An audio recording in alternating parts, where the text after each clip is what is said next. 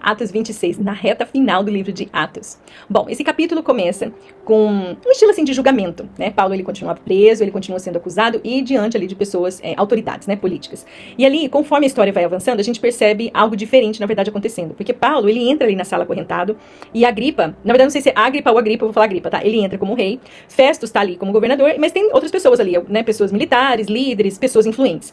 E aí tudo, na verdade, essa cena parece indicar que Paulo é quem está sendo avaliado. Mas aos poucos, quando a gente vai lendo o capítulo, a gente vê que essa situação inverte. Porque mesmo acorrentado, Paulo continua livre para testemunhar da graça e do amor de Cristo. E a gente vê que quando alguém tem um testemunho verdadeiro, ele sempre vai ter algo para falar, algo para contar.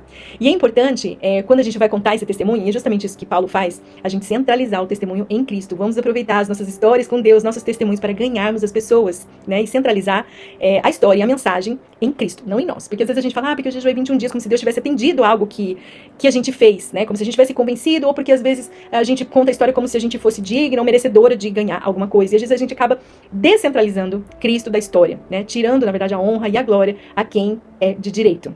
Bom, mas aí o Agripa, então, ele permite que Paulo fale, e ele começa ali com muito respeito, né? A gente vê que ele não tem medo, não tá assim falando pra agradar ninguém, e ele simplesmente começa a contar a sua história, seu testemunho. E eu achei legal, porque depois de tantos milagres, perseguições, tudo na verdade que ele passou, ali mais uma vez ele recebe uma oportunidade de falar diante de um rei, e ele não escolhe falar sobre si mesmo, daí ele centraliza ali a mensagem em Jesus. Ele relembra quem ele era antes, fariseu, ele, né, super assim zeloso, cuidadoso com a religião, com as leis judaicas. E o mais interessante é que ele era completamente convencido de que tudo aquilo que ele fazia, ele estava servindo a Deus. E isso nos lembra algo importante, que é possível, né, muitas vezes nós sermos sinceras e ainda assim estarmos erradas. Então, a gente precisa pensar sobre isso também. E aqui, Paulo, ele não era, então, indiferente às coisas espirituais. Pelo contrário, ele era realmente, assim, eu acho que extremamente mesmo religioso, dedicado, né? Mas nós vemos, então, que a dedicação sem a verdade, ela, na verdade, continua sendo um erro. Não, vamos voltar, porque eu falei verdade. A dedicação sem verdade continua sendo erro. Então ele admite ali algo muito difícil, né, que ele perseguiu realmente os cristãos, aprovou prisões, participou daquela perseguição de destruir a igreja. E é interessante porque ele não esconde assim nada do passado dele, ele não tenta parecer melhor do que ele foi. E é interessante por quê? Porque a força do testemunho não está em mostrar o quanto nós somos bons. E aqui foi isso que Paulo fez. A força do testemunho dele não estava em mostrar o quanto que ele era bom, mas sim em mostrar enquanto Deus é bom, o quanto Deus foi assim gracioso e amoroso para alcançá-lo. E aí, ali, a gente precisa falar de novo, sei que a gente já falou várias vezes, mas como Lucas repete, nós vamos repetir de novo. Nós chegamos, então, novamente à estrada de Damasco. E ali não é por acaso que Lucas, ele registra mais uma vez essa história, porque a conversão de Paulo, na verdade, é uma cena ali central aqui desse livro, então a gente precisa falar de novo sobre ela. Esse momento muda muitas coisas, porque enquanto Paulo estava viajando para perseguir, Jesus, né, aparece ali uma luz vinda do céu e Jesus fala com ele, Saulo, Saulo, por que me persegues? E aqui a gente já falou em alguns capítulos passados, nós vamos falar de novo, porque quem sabe Lucas está repetindo aqui a história para a gente realmente aprender e guardar algo no nosso coração. Então Jesus fala com ele, Jesus não diz, Paulo, porque você está perseguindo os meus perseguidores, mas ele fala, por que me persegues? E isso é lindo, porque nós vemos Jesus se identificando com a sua igreja, com o seu povo. E aquilo que atinge a igreja também toca o coração de Jesus. Em algumas traduções, isso eu acho que a gente não falou, tem uma frase interessante. Ele fala uma coisa assim, que é até difícil de decorar. Dura coisa esse aqui eu decorei, recalcitrar contra os aguilhões.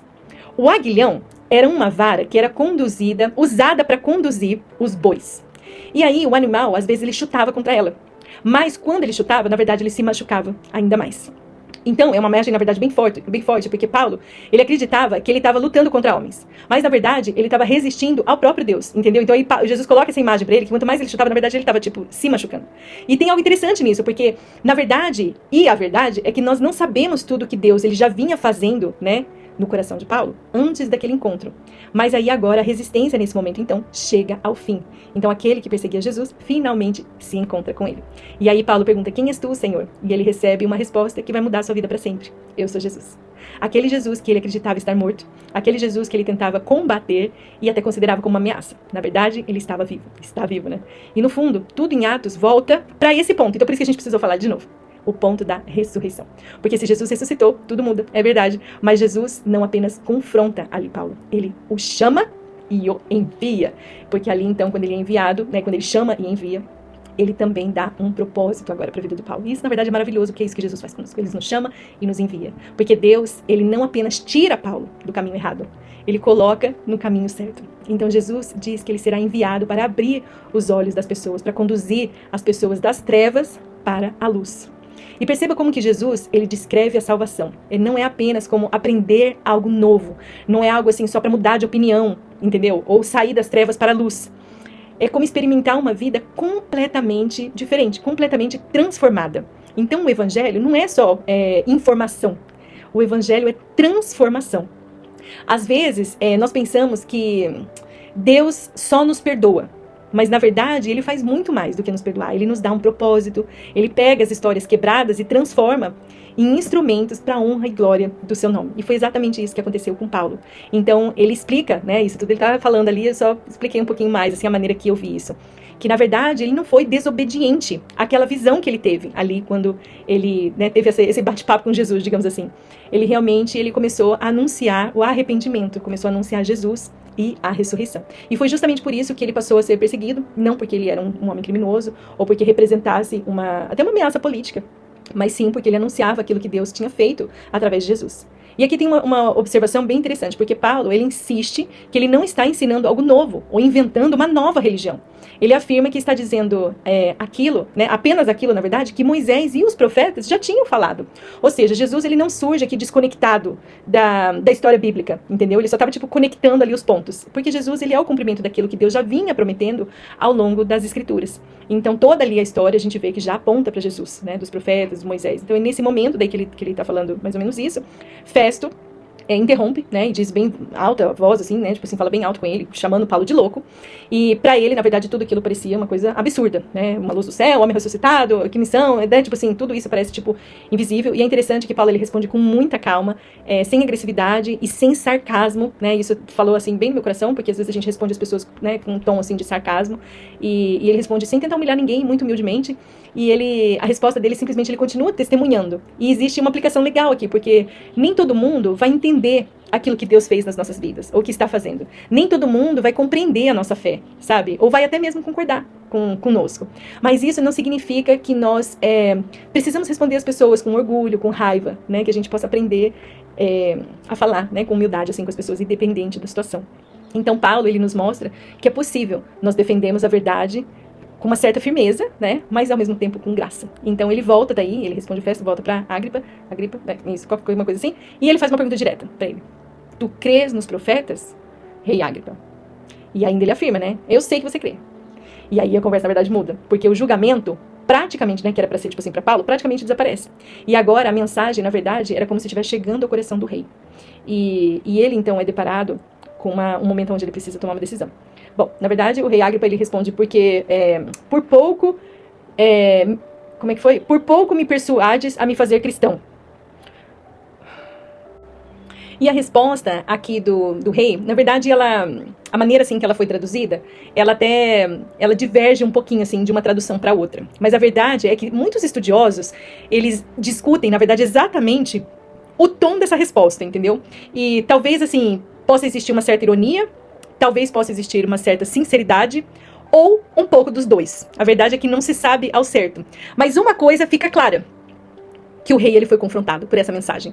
E o evangelho, principalmente, que o evangelho chegou até ele. E quando o evangelho chega, o evangelho, ele exige uma resposta. Porque ouvir sobre Jesus não é a mesma coisa que seguir Jesus. Muitas pessoas admiram Jesus, muitas pessoas respeitam Jesus, né? Até concordam com certa parte da mensagem. Mas chega um momento que todos nós precisamos decidir o que a gente vai fazer com aquilo que a gente ouviu. Aí Paulo, ele responde com uma das falas, na verdade, mais lindas desse capítulo. Ele diz que ele gostaria que não apenas o rei Agripa, mas todos os que estavam ali se tornassem como ele.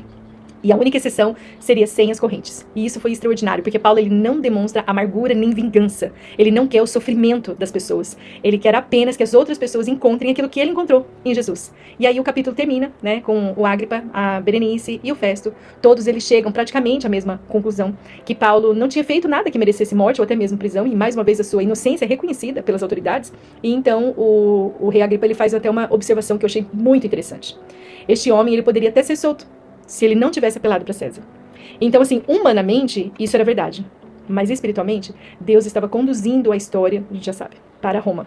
Então, aquilo que parecia um atraso, na verdade, continuava fazendo parte do plano. E mais uma vez a gente percebe algo que aparece, na verdade, em todo o livro de Atos, que os homens fazem planos, as autoridades tomam decisões, né? mas Deus é Ele que é soberano e continua conduzindo a história. Então Paulo ele entrou naquela sala como um prisioneiro, mas ele saiu como testemunha. Porque correntes podem até prender uma pessoa fisicamente, mas não consegue parar nem prender o evangelho.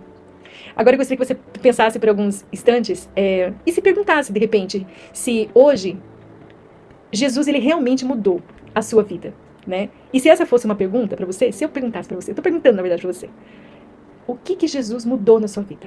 O que você tem para responder? Então, não precisa pensar numa resposta perfeita, mas ela precisa ser verdadeira. Depois que você se lembrar, agradeça ao Senhor por aquilo que Ele já fez na sua caminhada com Ele. Lembre-se de onde que Deus te tirou. E preste atenção se a sua fé tem produzido transformação, ou apenas só informação. Será que existe alguma área dentro do seu coração que ainda resiste ao que Deus quer fazer? Ou será que você consegue compartilhar o seu testemunho centrando em Cristo? Como uma maneira de ganhar as pessoas para Cristo.